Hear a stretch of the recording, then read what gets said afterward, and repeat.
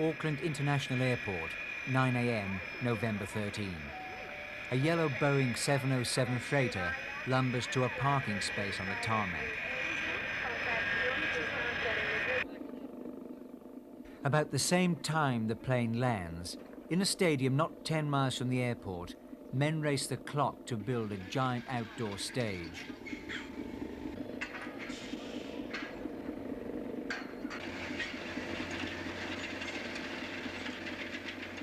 The yellow plane's been chartered for 5 weeks by English rock band Deep Purple. Cost $250,000.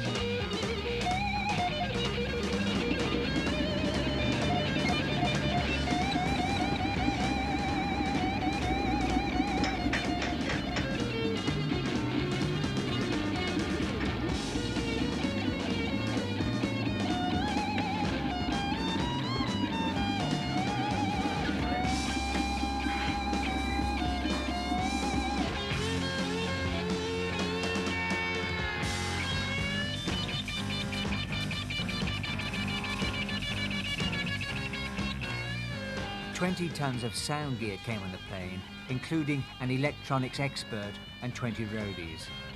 All these men employed by the band. Among them, a top road manager whose nickname is Magnet. What's the biggest hassle in a thing this size, you know? That's really hard to say. Could be anything, you know, from trucks breaking down to the stage not being big enough, you know. But we send out a rider which specifies the size of the stage needed, and usually it's pretty together. We can always make compromises ourselves, and we never have any real major problems, you know. Do you set the band gear up yourselves? Well, I take care of the drums. Stuart takes care of the keyboards. We've all got our own jobs, you know. In fact, each person in the band has got his own person, you know. And we've also got an English guy who doesn't actually work for the band. He works for the people who own the monitor system, and he comes over with the monitors. But as I say, everyone knows everyone else, and it makes things a lot easier that way. There's no getting to know everybody at each tour, you know. Yeah, because if you've got new guys sometimes, you know, so that personalities could clash anyway, you know. Yeah. You know? But we all Especially, get on really well together, and the band is amazing people to work for. How long have you been with them? I've been with them just over 2 years, but they really are amazing.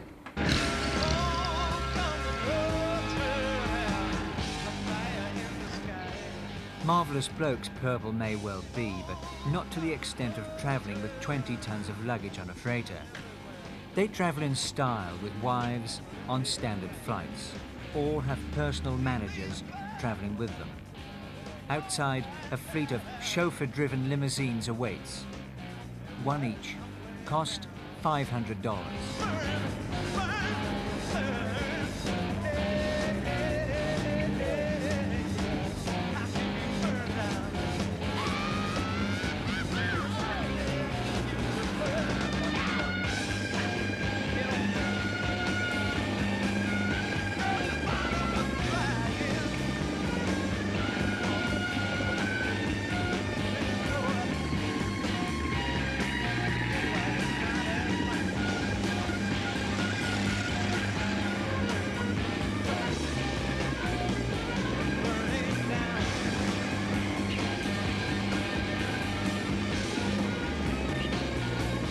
No interviews at the airport.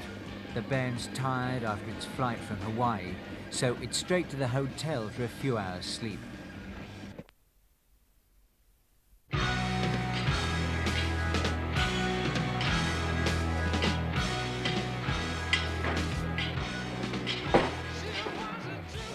Just like to give you these gold discs. Eight albums, 2 singles. They represent in total just over 90,000 sales in New Zealand. It's a population of 3 million people. But if you take it on the basis that the States has got 240 million people, they represent about 7.2 million albums sold. Look, a regular pub just has this little gold stud in the middle, mate. Oh, that's an extremely rude-looking object you're holding in front of me.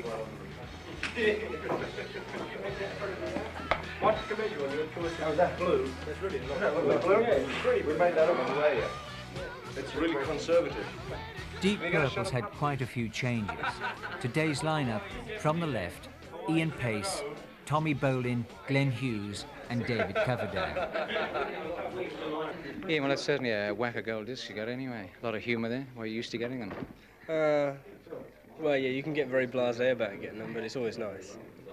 I think we've only ever had one presentation of albums which has been bigger than this, and we sort of rigged that up in England because there were a load of American albums we hadn't got, and English albums, so we had about 40 or 50 albums there altogether. But it was a bit of a publicity hype, but we thought we beat McCartney to the punch. You've had quite a few changes in the band. How does this, in fact, affect you? It creates a lot of hard work. Obviously, it's very difficult to get people attuned to different members all the time, and it takes a little while for the new bands to wear themselves in.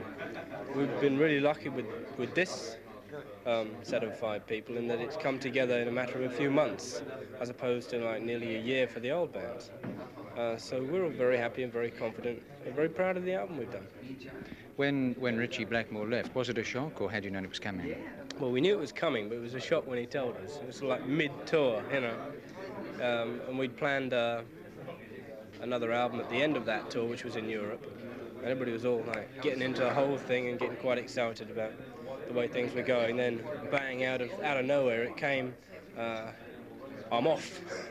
And there was a great deal of gloom and despondency for about a week, and then because everybody decided to quit, that was it, you know, we can't take any more changes.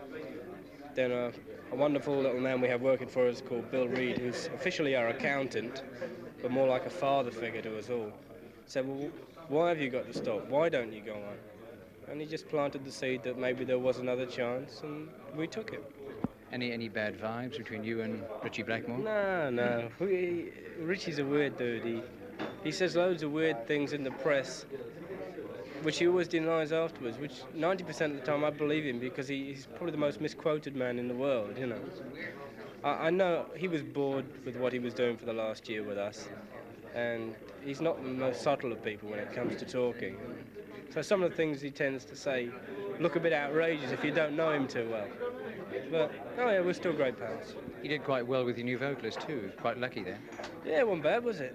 Yeah. What we did for the vocal things, we'd seen Glenn live, but obviously at that point David was just a piece of tape to us. He just sent a little tape in and we listened to it amidst quite a few others. And quite honestly, he was the only one that had the vaguest sort of knowledge about what he was doing. That was only 4 bars. He sent about a 15-minute tape in, about 30 seconds of it were good, the rest was rubbish. But you could tell from that 30 seconds with a bit of work it was there. And here he is, you know. David, you took over from one of the sort of top vocal spots in the country, in the world almost, with Deep Purple. Just how difficult was it for you? It wasn't too bad really, because the members of the band I was working, you know, were really great human beings. They didn't make me feel as if I was replacing anybody. Made me feel made me feel just like a member immediately, you know. Did you get a shock when you actually got the job? Right, yeah, absolutely. I'd sort of felt I could do something, but I didn't expect to get such an exalted position, if you know what I mean. But fortunately, everyone seems happy with it. What were the big changes then in your life? You know, what, money?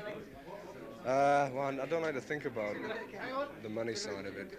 You know, I hear such gross amounts of money mentioned, you know. I couldn't concentrate on being creative as far as a musician's concerned if I took all that seriously. But it affected a lot of my privacy. I've just been talking about like, my social ability. If I'm introduced as the commodity of which I'm involved in, conversation's over. That's it, you know. Like people who don't know the business move away, and people who know the business come in, you know what I mean? So it's a bit strange. Well, I wouldn't change it, I love it. Must have been quite a shock when Richie Blackmore left the band. Oh, really? I was really close to Richie. I knew him. I wrote a lot of the music with him. I expected it. But what I am surprised at was his album, you know, which was no different from early Purple. You know, I expected, I don't know whether you've heard Jeff Beck's album, a thing called Blow by Blow, you know, which is a guitar album. I expected Richie to come out with something like that, but it sounds just like Purple, but the musicians I don't find as exciting as, you know, this is removed. I love the vocalist. I live next door, more or less, and Little Ronnie and me get on really well. But I was surprised at his choice of material, etc., you know. But he'll do great. He'll do phenomenally well. Just one final thing. I haven't asked you any questions about drugs, groupies, hypodermic needles. So what have you got to say about that? Love it all. Love it all. How's an American shaping up into what's basically, you know, an English sort of band? It's, I didn't think, to be honest, at first I didn't think it would work. I really didn't, but we had a jam, and like within the first minute or two, you know, I could tell that they were into the same things I was into, which was very kind of R&B, kind of funk, kind of, you know, and I think they were hunting for a sort of freedom, which I don't think, like for instance, Richie gave them, you know. So like they were so open to the whole thing. It turned out lovely. Otherwise, I wouldn't be here. You know? 6 months before I joined, I was starving.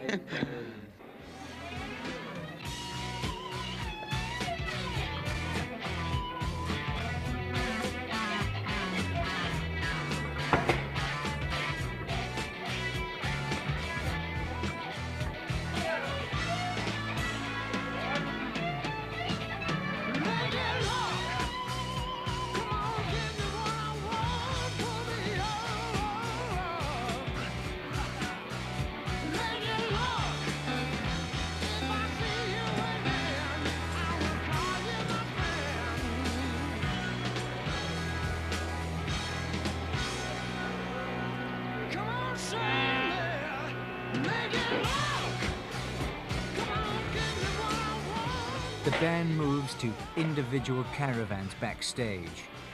John Lord okays an interview, though he's going to be disturbed halfway through it when his personal manager calls him to finish the interview and to go on stage.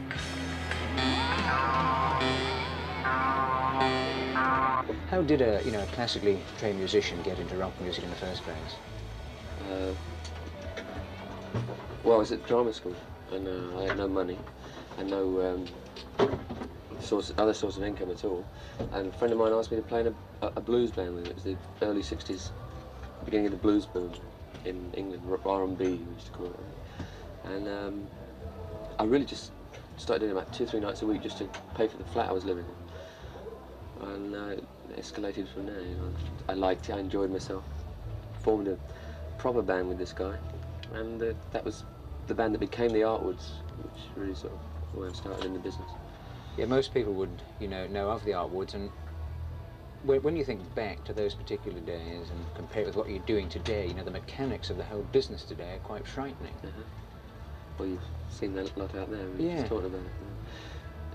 Yeah, but it's necessary, if you, like a ticket price, when someone buys a ticket, it's like buying a contract from the group to perform and, do as best as they can. It's like they're expecting something in return for their money. The mere fact that you multiply it by thousands of people makes no difference. It comes down to the individual in the end. The individual on that side of the stage and the individual on that side of the stage. How much bigger, though, can things get? No way it can go any further. I mean, there's a point at which a sponge won't take any more water, and that's really where it is with rock and roll. What I'd like to see happening would be a few large bands like ourselves and others in our position to at least attempt. It's financially very difficult to do. As I've just told you before, we've got 18 people working for us, so it's quite difficult to do what I'm going to suggest. But I'd like to see a few bands getting back to doing small gigs. Just occasionally, to get back to a little bit more reality about the whole thing. It gets very unreal, all that number of people that you're responsible for. But it's like a, what is that thing, you know, that once it gets going you can't stop it, you know, Something like a Quatermass experiment. I suppose, something like that. It just keeps going on. But I still enjoy it, you know, I mean, I love the excitement of playing in front of people. To digress just a wee bit, do you ever feel that perhaps the music today is becoming a little too intellectual or too esoteric?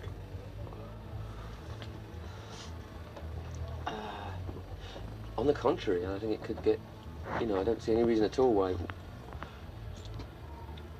it shouldn't experiment, you know, I mean... You don't think it's too serious in any way? Maybe in a few places, yeah. But I mean, if people don't experiment, it'll stagnate and stay exactly where it is. I mean, if the Beatles hadn't experimented with certain things, certain parts of the music business as we now know, it just wouldn't exist. And so on, like the Stones, and, you know, you can name many names. I think it's vital that groups experiment, and hopefully not at the audience's expense, but occasionally it is that way. But I think it's necessary. Talking, you know, of the Stones and people like yourself, you're no longer the young generation, you know, that you're the older generation. Can you still identify with, you know, the kids of today? Well, I hope so. He said, knocking his microphone off. I shall hold it. Quickly put it on, that's okay. Yeah. I'll hold it. I just hold it. Yeah. Is that all right? Yeah, that's fine. Yeah, I really hope so, because otherwise there's no point in doing what we do. I mean, people still come to see us, and people still go to see the Stones and so on. It's a difficult question. The thing we have, okay, we don't have the youth, maybe, of, say, like an 18-year-old punky rock and roll band, you know, who just starting and really getting outrageous and, you know, exciting and so on. We don't have their youth. I think we still have the excitement that they can provide, and we have the experience to go with it, to provide, you know, perhaps a cleaner edge to it, which makes it more. Do you think that there'd be the excitement today of? Sorry, do you think there'd be the excitement today to compare with rock when it first started in the 50s? We hear an awful lot about that era. Now that was a one-off, wasn't it? That'll never happen again.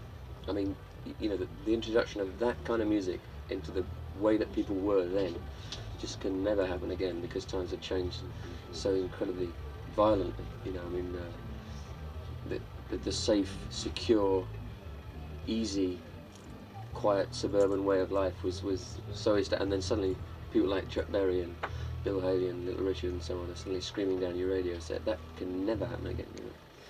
But there's no reason to say, but that's a social thing. But on a musical level, there's no reason to say why it shouldn't happen again. Where something incredibly different might not swoop out of nowhere. I don't think there's any reason why that shouldn't happen. Again, just to digress, Someone's waving at me from behind the camera. Yeah. Can I just see if it's who I think it is? Yes, it is. Okay. Just a couple more calm down. seconds and we're right with you. Just one thing, I was reading in the paper today that Roger Taylor, the tennis player, decided to pull out of England because of tax reasons. Now, Yeah. I understand that you also live outside of England for tax reasons. Well, it's not actually living outside of England, it's kind of an exile. It's like existing outside of England. You know, we actually still are British citizens and we still pay British tax on a certain level. You know, we haven't actually left the country.